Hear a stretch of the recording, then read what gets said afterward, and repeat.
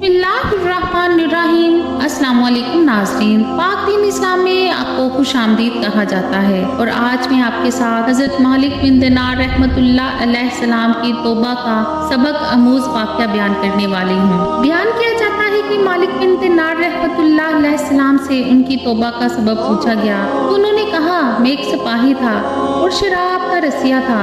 मैंने एक नफीस बांदी खरीदी और वो मेरे दिल में खास मुकाम की मालिक बन गई। उससे मेरी एक बच्ची पैदा हुई। मैं उस बच्ची को हद से ज्यादा प्यार करता था। जब वो जमीन पर घसीट कर चलने लगी तो मेरे दिल में उसकी मोहब्बत और ज्यादा बढ़ गई। वो मुझसे ज्यादा मनूस हो गई। मैं उसके सामने जब भी शराब ला कर रखता तो वो आकर खैंचा तानी करके मेरे कपड़ों पर शराब बहा देती। जब उस बच्ची की उम्र 2 साल हो गई तो वो मर गई। मेरे दिल को उसके गम ने बीमार कर दिया। फिर फरमाने लगे, 15 रमजान को जुम्मा की रात मैं शराब के नशे में मदहोश था। मैंने इशा की नमाज भी नहीं पढ़ी थी। मैंने ख्वाब में देखा कि सूर फूंका गया और क़यामत कायम हो गई। मुर्दे कब्रों से उठाए गए और तमाम मखलूक को जमा किया गया, जिनमें मैं भी था। मैंने अपने पीछे आहट सुनी, मुड़कर देखा तो एक बहुत बड़ा सांप है, काले रंग का, आंखें नीली हैं, मुंह खोले मेरी तरफ दौड़ा आ रहा है। खौफे दहशत के मारे मैं भागा। रास्ते में एक सुथरे लिबास वाले शख्स के पास से गुजर हुआ। मैंने सलाम किया। उसने जवाब दिया।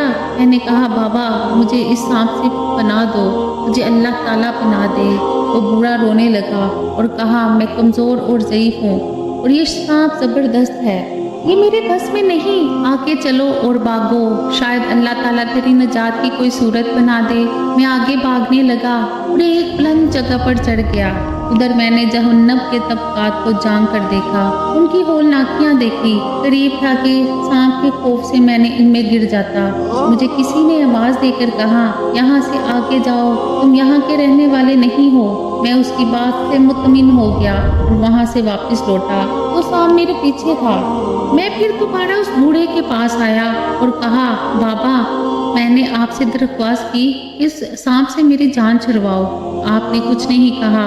वो बूढ़ा फिर रोने लगा और कहा, मैं नातवा हूँ, अलबत्ता तुम इस पहाड़ के पास जाओ जहाँ मुसलमानों की मानते हैं। अगर तुम्हारी कोई अमानत हो तो वो तुम्हारी मदद करेगी। मैंने देखा चांदी का एक गोल पहाड़ है और उसमें जगह जगह सुराख और रोशनदान है और पर्दे लटके हुए हैं। हर रोशनदान पर सोने के दुपट्टे हैं और उनके कब्जे याकूत के हैं और आराइश मोतियों की। हर पत्ते पर एक रेशमी पर्दा है। जब मैंने पहाड़ की तरफ नजर दुराई तो फौरन उसकी तरफ भागा और सांप मेरे पीछे था। जब मैंने पहाड़ के करीब पहुंचा तो एक फरिश्ते ने आवाज दी, पर्दे हटाओ, दरवाजा खोल दो और सीधे खड़े हो जाओ। शायद इस हाजतमंद की यहाँ कोई अमानत हो जो उसे उसके दुश्मन से निजात दिलाए। मैंने देखा पर्दे हट गए और दरवाजे खुल गए और इन रोशनदानों से बहुत सारे बच्चे मेरी तरफ झांकने लगे। उनके चेहरे चांद की मानी थे। उसी दौरान सांप भी मेरे नज़दीक पहुंच चुका था। मैं इस वक्त हैरान रह गया जब उनसे एक बच्चे ने चलाकर कहा, अबे सब आओ। उसका दुश्मन उसके करीब आ गया। चुनाचा वो जोक दर जोक खड़े होकर झांकने लगे। अचानक मेरी वो बच्ची जो मर चुकी थी वो भी उनके साथ झांक रही थी। जब उसने मुझे देखा तो रोने लगी और कहा, हाय ये तो मेरा बाप है। फिर उसने नूर के झरमट में तीर की तेजी के साथ छलांग लगाई और मेरे सामने आकर खड़ी हो गई। उसने अपना बायां हाथ मेरी तरफ बढ़ाकर मेरा दायां हाथ पकड़ लिया और अपने दाएं हाथ को सांप की तरफ बढ़ा दिया तो वो भाग गया। फिर उसने मुझे हटाया और मेरी गोद में बैठ गई और अपने दाएं हाथ से मेरी दाढ़ी पकड़कर कहा, ए अब्बा जान। मैं रोने लगा और कहा, ए बेटी तुम लोग भी कुरान को जानते हो? उसने कहा, हम तो तुमसे भी ज्यादा कुरान को जानते हैं। मैंने कहा, सांप के बारे में कुछ बताओ जो मुझे हलाक करने के डर पे था। उसने कहा, वो तेरा बुरा अमल है जिसको तूने ताकतवर बनाया और वो तुझे जहन्नम की आग में डुबोना चाहता है। मैंने कहा, इस बूढ़े के बारे में बताओ जो रास्ते में मिला। उसने कहा, वो तेरा नेक अमल है जो तूने इतना कमजोर कर दिया कि वो अब हर बुरे अमल का मुकाबला नहीं कर सकता। मैंने कहा, ए बेटी तुम इस पहाड़ में क्या करती हो?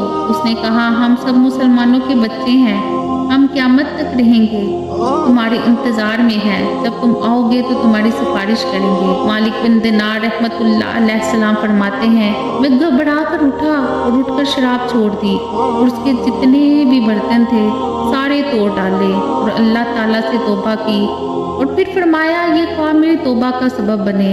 मालूम हुआ कि औलाद अगर बचपन में फौत हो जाए तो मायूस नहीं होना चाहिए, बल्कि अल्लाह की मर्जी पर राज़ी रहना चाहिए, क्योंकि यही नाबालिग औलाद आखिरत में काम आने वाली है।